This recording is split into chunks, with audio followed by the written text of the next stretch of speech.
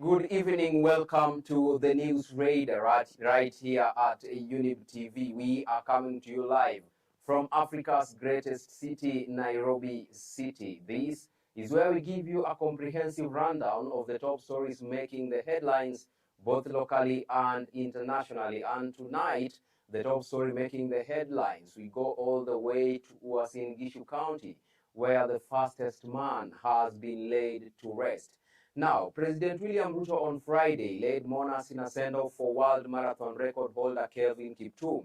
The ceremony was attended by local and international leaders, including the World Athletics President Sebastian Coe.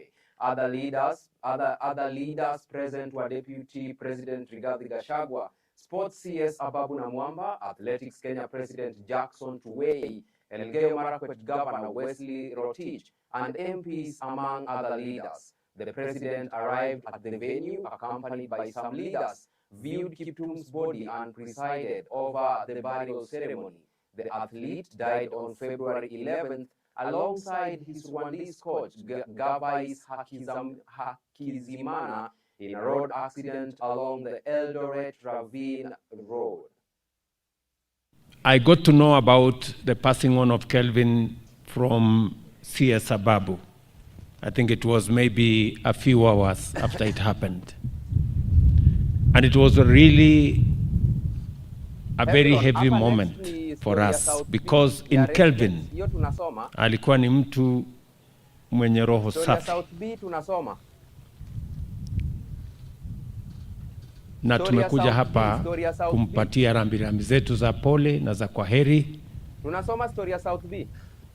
Na hata katika kifo yake, Kelvin is talking to us in many ways. I say Kevin, even in his death, is speaking to us as Kenya.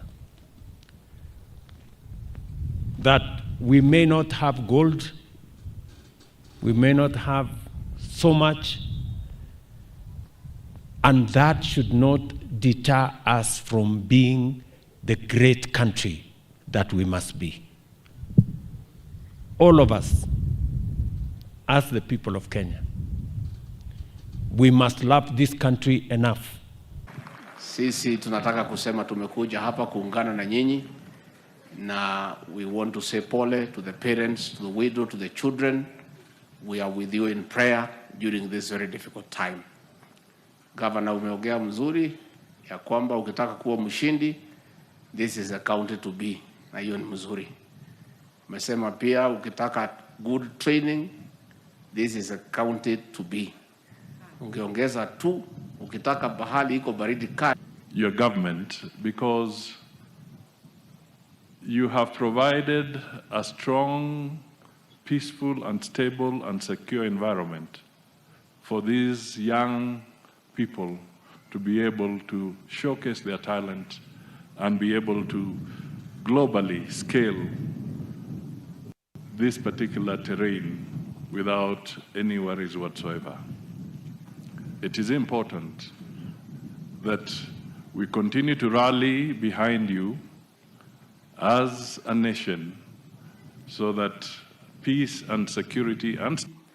It's not coffee, it's not tourism. Kenya's top export to the world are these great sportsmen and women. You are the people who brand this country in terms that we cannot even quantify. And that is why we have taken some very, very strong measures. Number one, we have improved the reward scheme.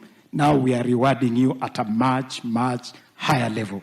Number two, we have worked with Athletics Kenya to introduce an endowment fund, and the ministry has donated 20 million Kenya shillings, Your Excellency, to activate an endowment fund to support our athletes in retirement. And we have invited the private sector to work with us to support that endowment fund. Life that had in so few years scaled the highest peaks of athletics achievement is prevented from even greater exploits is a cause of intense sadness.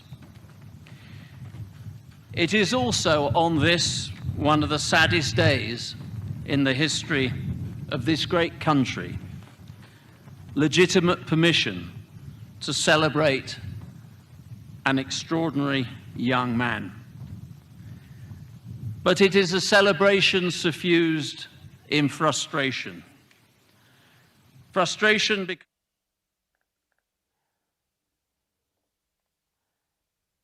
South B residents have called upon Governor Johnson Sakaja to intervene on alleged land grabbing in the estate. Led by their area MCA Waidera Shege, they vowed to protect I got to know about the passing on of Kelvin from... Take a look.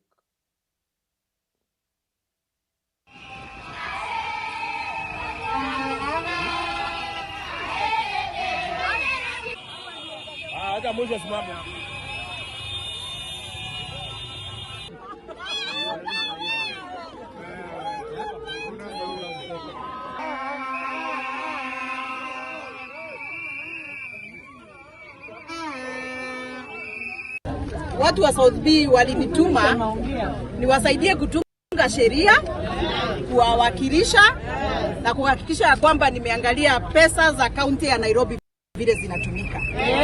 Kwanza kabisa nishukuru Rais William Ruto kwa sababu nimekuwa nikimuupdate about mambo ya hii soko. Na niseme ametushikilia kwa sababu county government ilipeana kitu inaitwa caveat. Caveat ni kumaanisha hakuna mtu anafaa kuja kujenga hii soko isipokuwa serikali ikijengea soko wananchi wa South B. Hawa watu walikuja usiku na guns at 2 AM. Wakakuja wakaanza kujenga fence hapa. Na wananchi wakaamka asubuhi wakakasirika kuona soko yao imebomoa. Imefanya nini? Imetubomoa. So wananchi wenyewe ndio walikuja kuchukua soko yao. Na kwa sababu mimi walinituma bunge na wakasaini hiyo makaratasi. Sasa leo pia mimi nimekuja kuwarudishia soko yao. Kwa hivyo tukimaliza hapa hawa watu wote wakaomba kila mtu asimama kwa soko yake wafanye kazi yao. Na waulize pia waweze kulipa cess. Wakifanya biashara walipe cess. Na mimi nilitumwa na wananchi wa South B na wakasaini. Si mlisaini makaratasi hapo? Mkanituma bungeni nipeleke kitu inaitwa petition. Na hiyo petition ikasikizwa na bunge. Na kuna ule mtu ambaye amesimamia department ya mashamba katika county government, ambaye anaitwa waziri wa mashamba, anaitwa ST Mwangi. ST Mwangi akakuja kutoa ushuhuda katika bunge na akasema ya kwamba yeye hajui mashua, anajua shamba ni ya mwananchi wa South B. Ndio maana nasema kama custodian wa title deed ana confirm ya kwamba hii shamba ni ya mwananchi, sisi hatutaruhusu mtu yeyote ajenge hii shamba. Hii shamba itajengwa tu